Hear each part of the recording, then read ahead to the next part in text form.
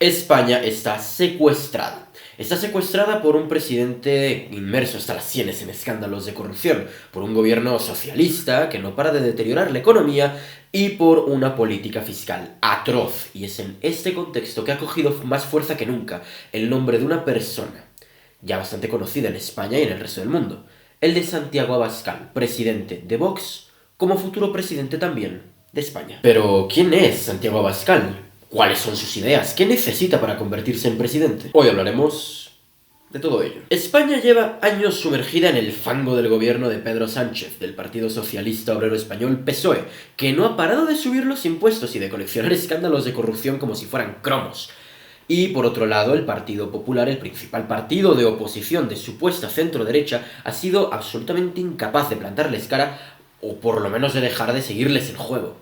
Y en este sentido ha emergido con mucha fuerza la figura de Santiago Abascal como una potencial alternativa sólida y tangible al bipartidismo del PSOE, Partido Socialista Obrero Español, y del PP, Partido Popular. Por lo que cabe preguntarnos si Santiago Abascal efectivamente tiene posibilidades reales de convertirse en presidente de España en los próximos años. Santiago Abascal. Santiago Abascal Conde nació en Bilbao, provincia de Vizcaya. Estudió Sociología en la Universidad de Deusto, fue miembro del Partido Popular entre 1994 y 2013, fue concejal de Llodio, miembro del Parlamento Vasco, director de la Agencia de Protección de Datos de Madrid y desde 2019 es diputado de las Cortes Generales. En el año 2014 fundó Vox, voz en latín, junto a otros miembros disidentes del Partido Popular luego de que este, bajo la terrible dirección de Mariano Rajoy Brey, traicionará por completo todos sus principios y a todos sus votantes y se escorará más bien hacia la socialdemocracia. Santiago Abascal también es presidente de Patriots y está íntimamente ligado a la Fundación Disenso, el Sindicato Solidaridad, el Foro Madrid, cuya newsletter recomiendo ampliamente, entre otras organizaciones. Y por supuesto también está íntimamente ligado a la Gaceta de la Iberosfera. En ese sentido, Abascal ha sido crucial para la construcción de una nueva derecha iberoamericana que trascienda fronteras y que se reúna permanentemente para discutir la cuestión ideológica de cómo resarcir los efectos del socialismo del siglo XXI a ambos lados del Atlántico. Por supuesto que todos los medios, prácticamente todos los medios tradicionales, a ambos lados del Atlántico se han dedicado a decir que Santiago Abascal es de ultraderecha y de extrema derecha, aunque en realidad, si uno analiza con detenimiento los dos programas económicos y sociales que ha llevado a las elecciones en 2019 y 2023, cosa que recomiendo, yo lo he hecho, se dan cuenta de que en realidad no es otra cosa que un conservador clásico, muy parecido a la vieja militancia del Partido Popular. La situación es que la política española se ha escorado tanto hacia la izquierda que todo aquello que esté mínimamente a la derecha del PSOE ya pasa a ser considerado de ultraderecha, desde el difunto Ciudadanos hasta el PP, que el PP de derecha no tiene absolutamente nada, y por esa misma cosmovisión, Santiago Abascal y Vox pasarían a estar en la extremisísima derecha franquista. En la práctica, las ideas de Abascal son muy simples: defender la soberanía de las fronteras, y aunque es contrario a la inmigración ilegal, cosa que es evidente y es lógica, promueve activamente la inmigración legal, especialmente de países afines a España, como por ejemplo los países de Latinoamérica. En materia económica, si bien no es exactamente un liberal clásico o un minarquista como un servidor, sí que es bastante más liberal que el resto de alternativas que hay en España actualmente. Por ejemplo, promueve una fuerte reducción de los impuestos, una fuerte reducción de las autonomías y también una reducción del gasto público. Aunque ya os digo que no es ni un Javier Milei ni un Johannes Kaiser de la política española, pero sí es lo más parecido dentro de las opciones competitivas. Un componente ideológico bastante importante de Santiago Abascal y de la construcción de su movimiento es su fuerte arraigo español, cosa que podría parecer una mera tontería ideológica, porque al final no deja de ser una característica más, como cualquier visión económica o social. Sin embargo, en este caso sí que tiene una importancia mayúscula, porque él, el propio Santiago Abascal, en su más tierna juventud, fue víctima constante junto a su familia de los ataques del grupo separatista y terrorista ETA, lo que le hizo mantener un arraigo bastante notable hacia la cultura española y rechazar categóricamente a todo sentimiento de independentismo. ¿Por qué menciono esto? Porque a pesar de que al principio, en los primeros años de Vox como partido, estaba bastante estancado y parecía que no había cabida para nada a la derecha del Partido Popular, a partir de los disturbios posteriores al intento de golpe separatista indepe de Cataluña, fue que Vox comenzó a crecer notablemente y en 2019 pasó primero a ser quinta fuerza y posteriormente a ser tercera fuerza nacional, por detrás del PSOE y del PP. En el año 2023, a pesar de que se mantuvo como tercera fuerza, experimentó una importante caída, principalmente a partir de los ataques del Partido Popular, ataques fratricidas hacia a priori el que debería ser un socio de gobierno para intentar conseguir una mayoría absoluta que evidentemente no se les dio y fracasaron. A pesar de esta situación y a pesar de que se veía que la tendencia al alza de Vox ya se había detenido y que a partir de ahora solo era cuestión de caer, en el año 2024 hicieron algo bastante inteligente, que fue romper categóricamente con todos aquellos gobiernos en los que eran socio mayoritario del Partido Popular en las diferentes comunidades autónomas. Todos aquellos gobiernos en los que el Partido Popular había traicionado los principios que los habían llevado originalmente a pactar con Vox y en los que estaban actuando más como una suerte de partido socialista azul. Y esta situación, lejos de perjudicar a Vox, le ha permitido experimentar un nuevo auge que ya lo posiciona mucho mejor incluso que en sus mejores épocas de 2019. Pero, ¿será suficiente para llevar a Santiago Abascal a la presidencia de España? ¿Abascal presidente? A ver, vamos a empezar sacando esto del tirón. No, ahora mismo Santiago Abascal no puede ser presidente de España, principalmente porque las elecciones en España son en 2027. Y en ese momento no tiene pinta de que el gobierno vaya a caer, pero incluso si cayera el gobierno, Abascal es tercera fuerza, Vox es tercera fuerza. Es decir, aún en ese contexto no ocuparía la Casa de la Moncloa. Sin embargo, lo que quiero ver, lo que quiero analizar en este vídeo es si realmente tiene posibilidades tangibles de llegar a la presidencia en las próximas elecciones o en futuras y qué precisa para ello. Primero hay que empezar analizando cuáles son los principales problemas que tiene España para ver si realmente puede ser una alternativa para solucionarlos. Y los principales problemas que tiene España son una alta inmigración ilegal, en la que ya hay pueblos incluso como Salt que prácticamente son enclaves de Marruecos, una alta tasa de paro, de las más altas de Europa, es una absoluta locura, mucha inseguridad, por supuesto menor que la de países como Francia o Reino Unido, pero igualmente al alza, inseguridad jurídica, en la que muchas empresas, especialmente de las comunidades más socialistas como Cataluña, se están yendo del país, una alta dependencia de los fondos europeos y una alta desaceleración económica, especialmente a partir del tercer gobierno ya de Pedro Sánchez. Como he mencionado en su momento en un vídeo que recomiendo enfáticamente que veáis, todos estos problemas han sido generados directamente por el PSOE, especialmente por el PSOE zapaterista y post-zapaterista, y el Partido Popular, que se supone que debería ser el partido de oposición, el partido que le plante cara a esta agrupación criminal que es el Partido Socialista, lejos de hacerlo, parece bastante contenta con ello. No han sido capaces siquiera de derogar el modelo socialista en España y en todo caso lo han profundizado cuando han gobernado. Y es aquí donde entran Santiago Abascal y Vox como la única alternativa real al socialismo y a Pedro Sánchez. Porque seamos muy honestos, el PP, al que pertenecía el propio Santiago Abascal y del que es una escisión el propio Vox, ya no es lo que era. Ya no es ese partido respetable de centro-derecha, no. Es una triste caricatura. Es el PSOE azul. Lo he mencionado antes y lo seguiré mencionando. El Partido Popular es el PSOE azul. Su líder, Alberto Núñez Feijóo, además de todo lo que voy a mencionar en un futuro vídeo de Parásitos Ilustres dedicado especialmente a él, es un tío que cree básicamente lo mismo que Pedro Sánchez. Desde subir los impuestos y subir las pensiones hasta abrir las fronteras todo lo posible. Y naturalmente, como no podía ser de otra manera, es el principal responsable de que Pedro Sánchez esté actualmente en el poder después de las elecciones de 2023. Pues después de un nefasto gobierno socialista que se había extendido desde la moción de censura a Mariano Rajoy, Pedro Sánchez incluso aumentó su porcentaje de votos. ¿Y esto por qué fue? Porque Alberto Núñez Feijóo, quien por cierto ganó las elecciones, el Partido Popular ganó las últimas elecciones, se dedicó a atacar no al PSOE, no a Sánchez, sino a Santiago Abascal, a decir que es la extremísima derecha, a decir que no pactaría con ellos ni de broma, y a decir que necesitan un PSOE bueno, que no existe, compuesto por socialistas templados, y por esa razón muchos votantes de Vox se fueron con el Partido Popular en las últimas elecciones, que ahora están volviendo, y eso le quitó escaños a Vox que el propio Núñez Feijóo necesitaba para poder sobrevivir y para poder ser investido presidente. Que quiero decir que la razón por la que el PSOE sigue gobernando España es el PP de Alberto Núñez Feijóo.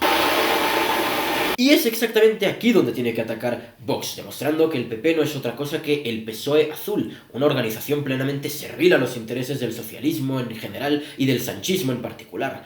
Y por esa razón, porque lo ha estado haciendo, es que ha venido creciendo, porque se ha demostrado que Vox es un partido coherente con sus principios y coherente con sus votantes, que no es exclusivamente que esté en contra del PSOE como un partido, sino que está en contra de un modelo, y que si el Partido Popular sigue empecinado, como va a seguir empecinado, en mantener ese gobierno, en emular ese modelo que ha impulsado el socialismo, entonces el Partido Popular no nos sirve y cortamos con él. Y por esa razón, insisto, es que Vox ha venido creciendo notablemente y el PP se ha ido estancando, o en el peor de los casos, ha venido bajando.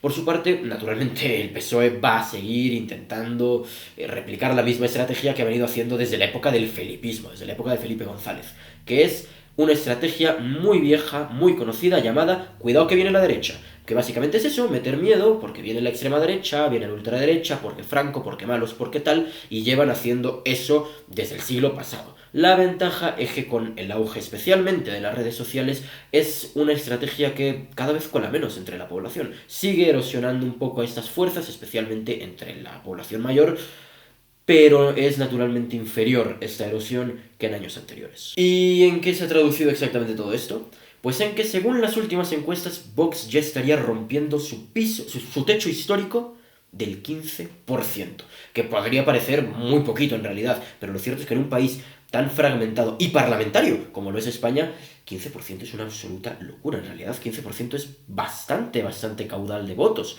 Y según muchas encuestas, no solo estaría rompiendo esto, sino que ya estaría rozando incluso el 20%. Y todo esto con una tendencia ascendente. Estaría obteniendo un número récord de escaños para esta formación. Y naturalmente, esto podría parecer algo muy positivo, pero hay algo incluso mejor para Vox. Y es la cuestión demográfica. Demográficamente, la mayor parte de los votantes de Vox, el grueso del voto de Vox, es de gente joven. ¿Qué quiere decir esto? Que naturalmente existe un mayor caudal de votantes, de nuevos votantes, que van a seguir votando por muchas más elecciones que los votantes mayores, que votan mayoritariamente al PSOE o al PP. Es decir, en cuestión estrictamente demoscópica, en cuestión estrictamente demográfica, Vox podría decirse que tiene un futuro más promisorio, más prometedor, que incluso el del PSOE. Señales de advertencia. Por supuesto que este campo fértil electoral para Vox y para Santiago Abascal aún no sería suficiente, como hemos revisado en las gráficas que he puesto. Aún si las elecciones fueran hoy, aún con un PSOE deteriorado, con un PP desgastado, Vox seguiría siendo tercera fuerza. Es decir, aún precisa un trabajo mucho mayor para poder convertir efectivamente este campo fértil en un terreno en el que Santiago Abascal pueda convertirse en presidente de España. De tal suerte que vamos a analizar a otros partidos políticos de nueva derecha europea para determinar cómo es exactamente que esta situación se puede capitalizar en votos para convertir a Vox en una alternativa de gobierno real. Para ello tenemos primero que ponernos en contexto. En España, como en muchos partidos de Europa, a este partido, a los partidos de nueva derecha en general, se les tiene aplicada una medida que se llama el cordón sanitario. Básicamente los partidos del bipartidismo, de lo que podríamos considerar el establishment, se niegan a pactar con estas formaciones a menos que ellos sean el partido principal. Y en este caso Vox sería el partido secundario. ¿Qué quiere decir esto? Que el PSOE y el PP están renuentes a apoyar un eventual gobierno de Vox, aunque en el caso del PP dejarían, por supuesto, que Vox los apoye, aunque sin querer meterlos al gobierno. Esto de hecho puede ser bastante beneficioso para Vox, pero ya hablaremos de ello. El caso es que el Partido Popular, por poner un ejemplo, que debería ser el socio natural de Vox por una cuestión ideológica y por semejanzas entre sus votantes, está lleno de subnormales que aún no quieren aceptar que Vox es una realidad política y que se niegan a permitir que Vox entre en el gobierno, mucho menos a apoyar al partido de Santiago Abascal. De este modo, Vox precisaría, si quiere ser gobierno, ser primera fuerza y que el PSOE sea segundo. ¿Por qué? Porque de este modo el Partido Popular estaría forzado sí o sí a pactar con Vox, por lo menos para la investidura. En caso contrario, estaría permitiendo la llegada de Sánchez o de cualquier otro cabecilla del Partido Socialista al poder. Si esta condición no se da, el PSOE y el PP se verían forzados a hacer algo inédito: pactar juntos el gobierno de España. Y esto realmente beneficiaría notablemente a Vox. Pensémoslo de la siguiente manera. Esa sería la confirmación absoluta de la tesis principal de Vox. ¿Cuál es la tesis principal de Vox? Que el PSOE y el PP son exactamente la misma cochambre, son el mismo partido pero con diferentes siglas, diferentes colores y diferentes caras. Y esa eventual alianza entre ambos sería la forma más transparente de dejarlo claro. No es la primera vez que se aliarían, porque ya se han aliado en Europa, por ejemplo, pero en el contexto específicamente español sería una alianza bastante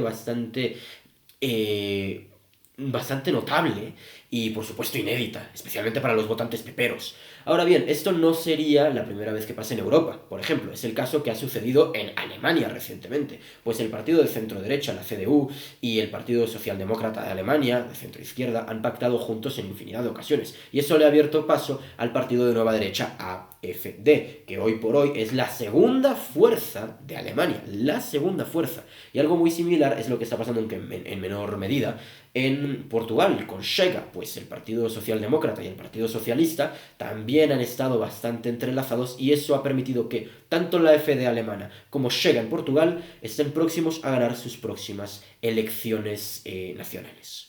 Y eso es algo muy similar a lo que puede llegar a suceder con el tema de Vox. No olvidemos que al final Vox no es otra cosa que el PP anterior, el PP antes de que se corrompiera después del zapaterismo.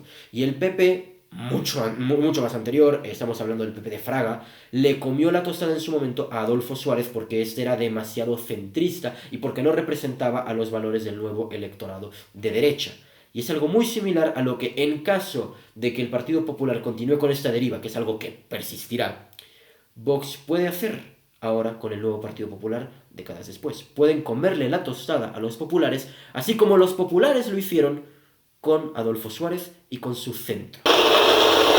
Ahora bien, es altamente probable que para las próximas elecciones de 2027 los de Abascal sí que logren mantener su inercia, pero no llegar hasta el primer lugar. Probablemente se mantengan como tercera fuerza, aunque con bastante presencia en las Cortes. De modo que se verán obligados a pactar con el Partido Popular. No sabemos si con la dirigencia de Feijóo o con la de otro personaje. Y esto puede ser sumamente peligroso, porque incluso si solo pactan con el PP para la investidura, esto los podría colocar en una posición riesgosa de chivo expiatorio de los populares. Ese saco de boxeo del Partido Popular en el que puedan descargar toda la rabia que haya contra el gobierno ante cualquier trastada o cualquier escándalo. ¿Y cómo lo sabemos? Pues porque es exactamente lo mismo que ya ha pasado en la acera de enfrente, en la izquierda.